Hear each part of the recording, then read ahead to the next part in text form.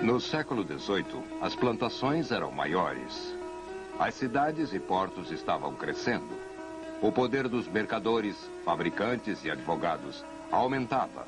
E o sucesso nutria novas ideias que mudariam o mundo. O iluminismo e a sociedade. Neste episódio de A Tradição Ocidental.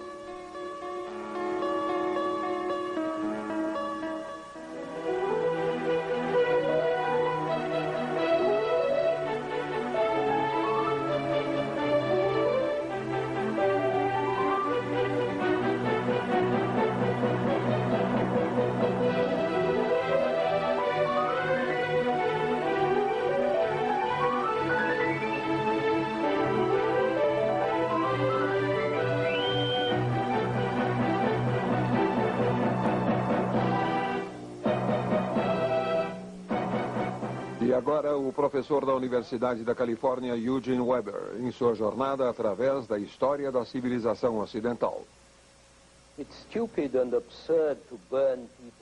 É burrice e absurdo queimar as pessoas por suas ideias. Mas é igualmente idiota acreditar que as ideias não importam. Quando você pensa que as ideias não importam, pode ser tolerante em relação a elas. O que realmente significa que você é indiferente. O século XVIII falava muito sobre tolerância. Só porque a tolerância era tão rara.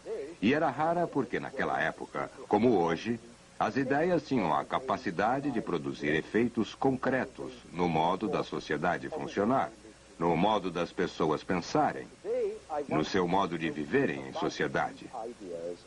Hoje quero falar principalmente sobre estas ideias e seus efeitos, e a primeira coisa a dizer sobre elas é que, enquanto muitos filósofos eram nobres, as ideias do século XVIII estavam dominadas pelo crescimento da burguesia no Ocidente, sua autoconfiança crescente e sua autoafirmação.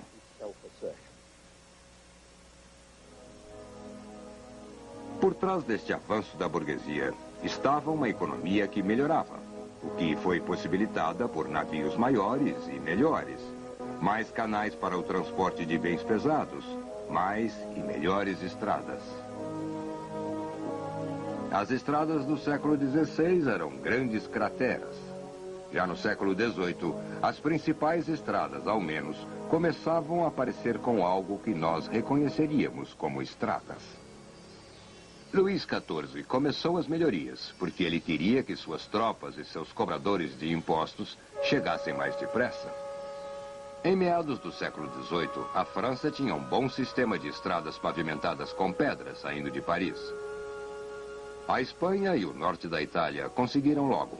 Os alemães e os russos tentaram copiá-las. E no fim do século, um escocês chamado Macadam, que fez dinheiro na América, desenvolveu uma superfície de estrada bem razoável.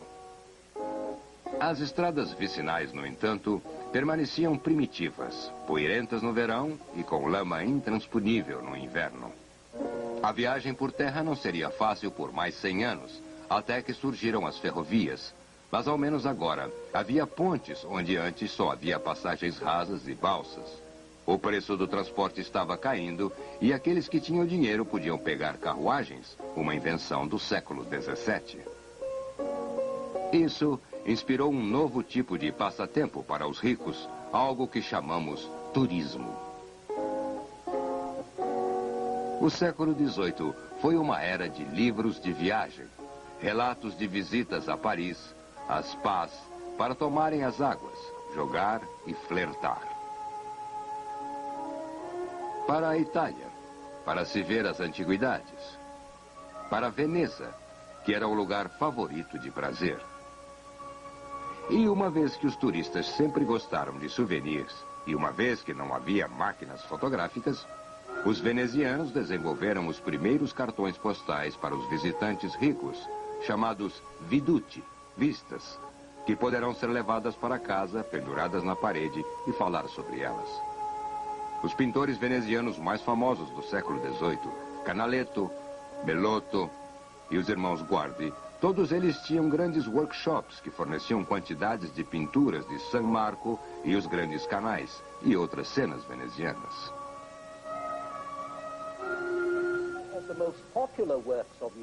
Duas das obras mais populares do século XVIII iriam, na verdade, se mascarar como livros de viagem. A primeira era As Cartas Persas, de Montesquieu, sobre as impressões de dois embaixadores persas em Paris, que sugere como parecem curiosas e absurdas as coisas comuns de uma sociedade para membros de uma outra sociedade que tem costumes diferentes e acredita em coisas diferentes. As cartas persas saíram em 1721. Uma geração depois, em 1759, a Candide, de Voltaire, apresenta uma sátira mais amarga. Candide trata das viagens e aventuras de um jovem inocente, um jovem cândido, que foi criado acreditando que tudo é para o bem, no melhor dos mundos possíveis, e que descobre que o mundo real era diferente daquilo que os filósofos diziam. Ambos os livros são muito engraçados, abordando assuntos muito sérios. E o que é mais significativo, ambos são relativistas, que é o efeito que as viagens têm em mentes pensantes. O entendimento de que as atitudes variam de acordo com os indivíduos e meios, como Montesquieu prova, foi um aspecto importante do pensamento do século XVIII.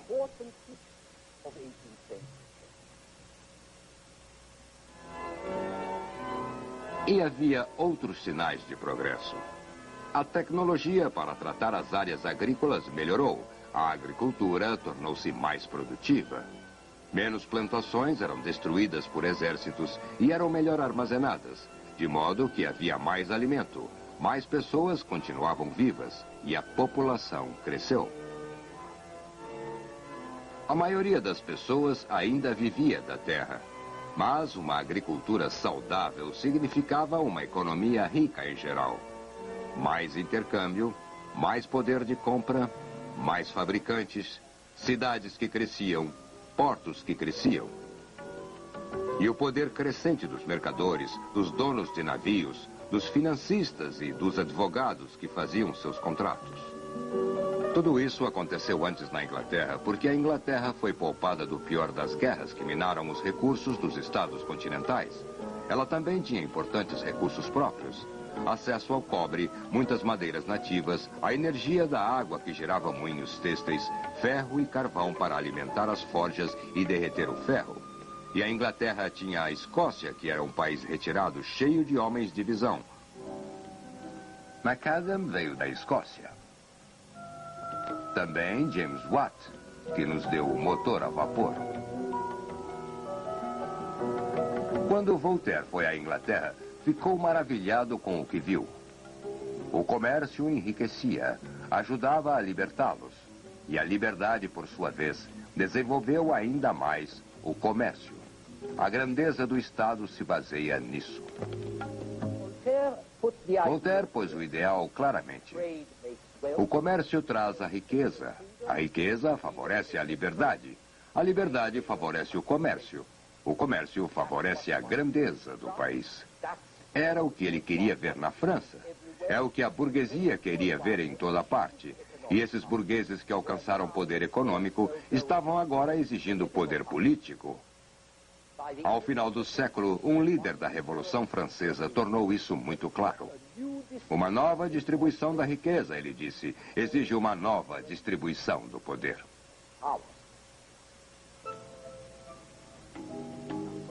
Você tinha que ser muito cuidadoso com a palavra burguês, pois o termo cobre uma imensidão de pecados, ou ao menos uma imensidão de buscas. Alguns burgueses eram homens de negócios. Outros eram artesãos, empregados do Estado, funcionários públicos, financistas, fabricantes e alguns eram homens de letras, intelectuais.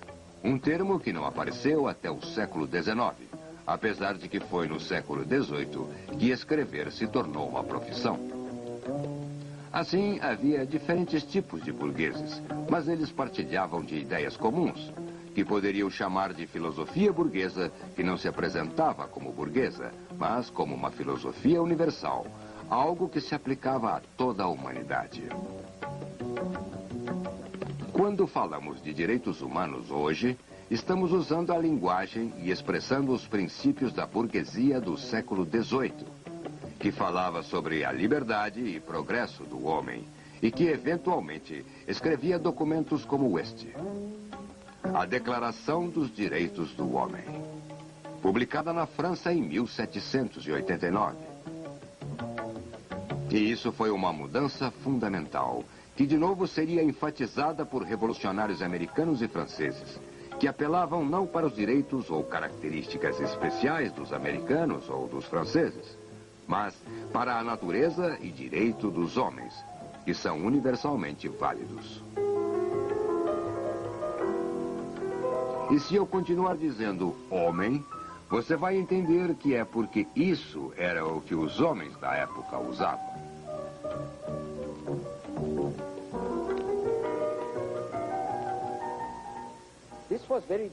Isso era muito diferente do que iria acontecer mais tarde, no século XIX, quando o proletariado, a classe trabalhadora, foi definida como uma entidade independente. E os trabalhadores eram convidados a adotarem uma doutrina proletária que era muito mais estreita. Mas no século XVIII, a burguesia identificava sua causa com a causa de toda a humanidade. Eles eram burgueses, mas se consideravam apenas humanos, e os interesses que buscavam não eram, como eles consideravam, interesses de classe, mas sim eram válidos para todos.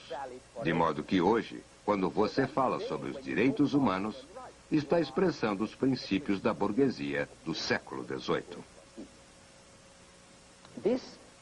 Essa universalização de princípios e interesses específicos ia estimular uma pretensão hipócrita de que o que era bom para a burguesia era bom para todo mundo, mas também ia inspirar e justificar a exigência de que o que é feito para melhorar a vida da burguesia deveria ser feito para melhorar a vida de todos.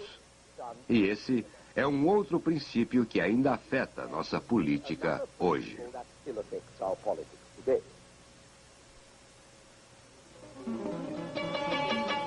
Outro aspecto novo e importante da época era que essas ideias iluministas seriam publicadas mais rápida e amplamente que as ideias que haviam sido publicadas antes, ou que poderiam ter sido. Isso, por exemplo, é uma caricatura francesa de 3 ordens sociais, com os comuns em cima. Não que a propaganda, o esforço sistemático de persuadir, fosse uma invenção do século XVIII. Ela sempre existira, mas a divulgação em massa, ao menos do tipo secular, somente chegou com as comunicações melhores e intercâmbios do século XVIII. Os cartazes, gazetas, jornais e clubes, com mais livros e panfletos como jamais antes. Com salões, cafés, sociedades de debate e sociedades secretas. A mais importante destas sociedades secretas foi provavelmente a maçonaria. A Irmandade Maçônica começou na Inglaterra do século XVII, mas se espalhou por toda a Europa do século XVIII com os franceses, que chegavam a 30.000 irmãos. A maioria dos grandes filósofos era maçom, como Voltaire e Diderot, mas também aristocrata, como o primo do rei, o Duque de Orleans, e muitos estrangeiros, como Frederico o Grande, Mozart, Washington, Franklin. Na verdade, se olhar os medalhões da nota de $1, você vai ver que um deles é um símbolo maçom.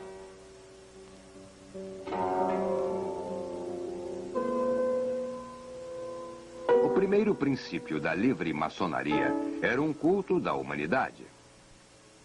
Isso não desafiava o poder dos reis, mas desafiava os dogmas da religião estabelecida. Os maçons acreditavam em Deus, mas não em um Deus em particular, um Deus de uma igreja ou revelação em particular. E os maçons acreditavam na razão e na religião natural que somente a razão podia revelar. Portanto, eles não se impressionavam por rituais religiosos. Eles tinham o seu próprio, que chamavam de deísmo. Mais imediatamente importante, as sociedades maçônicas acrescentavam ao número de clubes que existiam ideias progressistas de Paris, divulgadas através das províncias que ofereciam um sistema capilar para as novas ideias que penetravam nas atitudes das classes superiores e médias.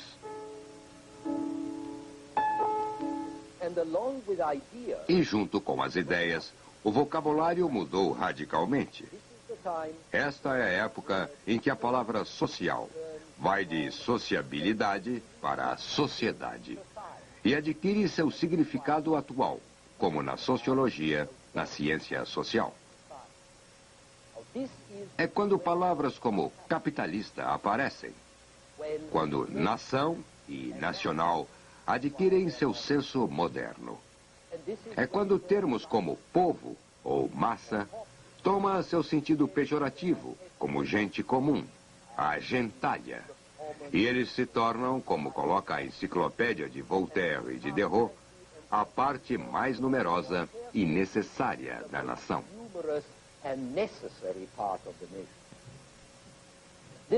Essa transformação do vocabulário é um sinal de que as ideias estão mudando, e mudando profundamente.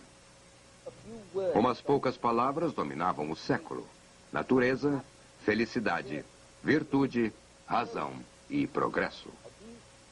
Essas palavras não são novas, e elas não significam a mesma coisa para todos. Mas há, apesar de todo um espírito da época, um acordo amplo sobre certas ideias básicas.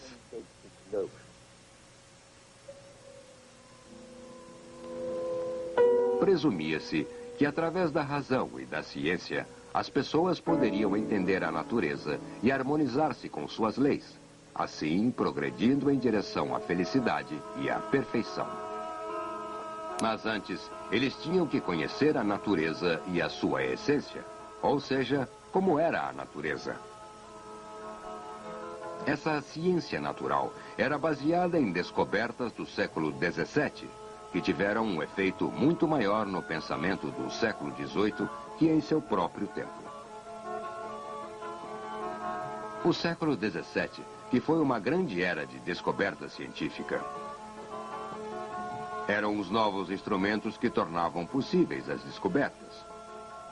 O telescópio, aperfeiçoado por Galileu, e também inventou o termômetro e melhorou muito o relógio mecânico, enquanto um aluno de Galileu, Torricelli, inventava o barômetro.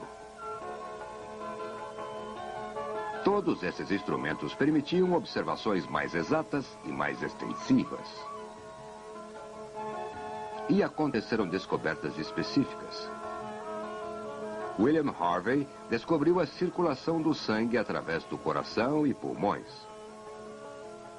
Anton Leeuwenhoek desenvolveu lentes suficientemente poderosas para ver bactérias e espermatozoides. Robert Boyle trabalhou no comportamento dos gases em temperaturas diferentes e sob pressões diferentes e tornou-se o pai da química moderna. Avanços incríveis foram feitos na matemática por Isaac Newton e René Descartes.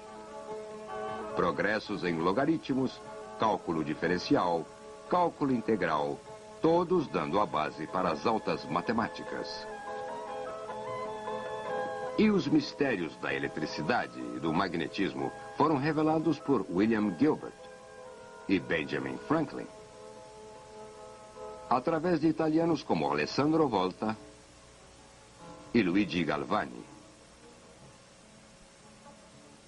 Mas a maior figura do início da ciência moderna foi Isaac Newton, que viveu de 1643 a 1727. Newton deu a base da física moderna, descobrindo as leis mecânicas do movimento, e especialmente a lei da gravidade, a velocidade na qual os corpos caem na Terra. E o resultado deste acúmulo de descobertas foi uma mudança radical na perspectiva das pessoas educadas. Quando o século XVII começou, cientistas sérios ainda podiam acreditar em bruxas, Mas quando o século XVII terminou, isso teria sido impossível, porque nenhum cientista acreditava em forças sobrenaturais que supostamente as bruxas teriam.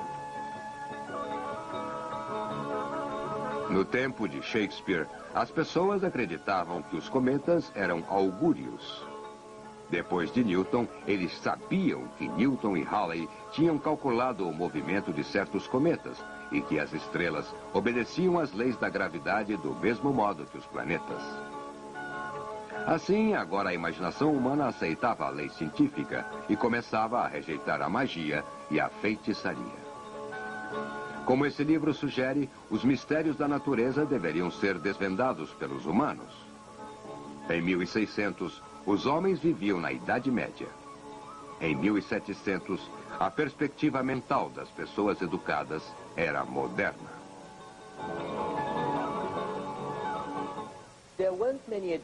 Não havia muita gente educada em 1700, mas seu número crescia com escolas, livros, propaganda e debate. E na medida em que as novidades do descobrimento científico se espalhavam no continente, isso também afetava sua crença religiosa. Não pense que os cientistas do século XVII queriam abalar a crença religiosa de ninguém. O próprio Newton era profundamente religioso e um bom alquimista. Mas suas descobertas adquiriram vida própria. Depois de Newton, as pessoas educadas sabiam que o sistema solar movia-se por si mesmo e por suas próprias leis. O sistema solar newtoniano rodava como relógio, de acordo com as leis da gravidade. Talvez Deus tenha dado corda no mecanismo. Talvez Deus tenha decretado a lei da gravidade. Mas, uma vez que ela começou, ele não mais era necessário. E assim, para alguns, Deus se tornou uma pessoa representativa, uma espécie de monarca constitucional. Sem dúvida, um criador, mas sem direitos de intervir num universo que trabalhava automaticamente de acordo com as leis da física e da mecânica. Ainda podia acreditar que o céu cheio de estrelas proclamava a glória de Deus, mas o modo que este céu estrelado funcionava tinha sido revelado pelo cálculo astronômico.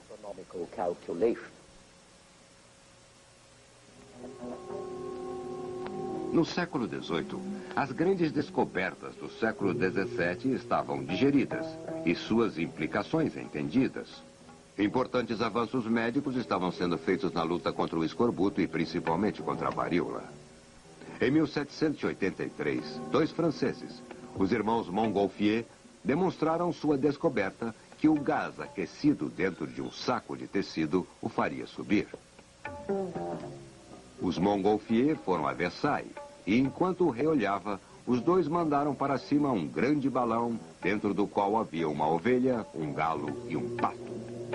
Uns 2 meses depois, o primeiro voo pilotado por um homem sobrevoou Paris. E em 1785, um americano e um francês sobrevoaram o Canal da Mancha. As possibilidades da ciência eram obviamente infinitas. Todos que eram alguém faziam leves esforços em relação a ela. Voltaire estudou a matemática e trouxe Newton para o público em geral. Um outro enciclopedista, D'Alembert, produziu vulgarizações da ciência e filosofia para damas modernas. Diderot fez experimentos químicos e anatômicos e a biologia fascinava a todos. Esse é um esboço dos experimentos de Galvani, com pernas de sapos e eletricidade. Então, agora estamos no mundo da ciência, da mecânica. Um mundo material, que era importante explorar, desenvolver, a fim de melhorar as pessoas e que elas vivessem melhor. Torná-las felizes, o que em si era uma noção nova.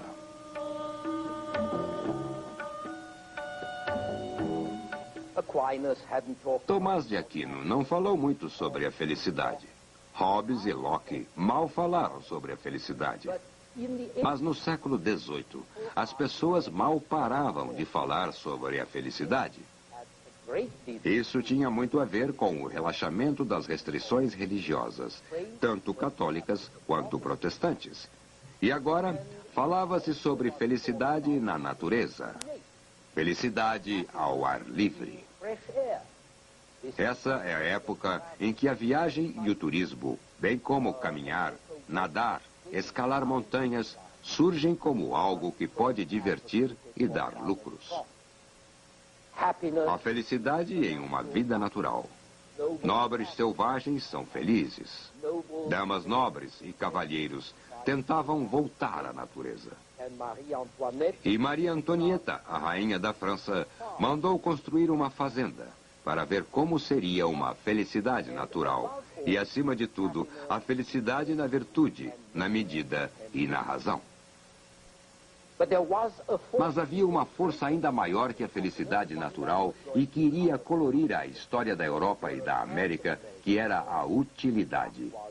Como veremos em nosso próximo programa extremamente útil. Extremely useful program.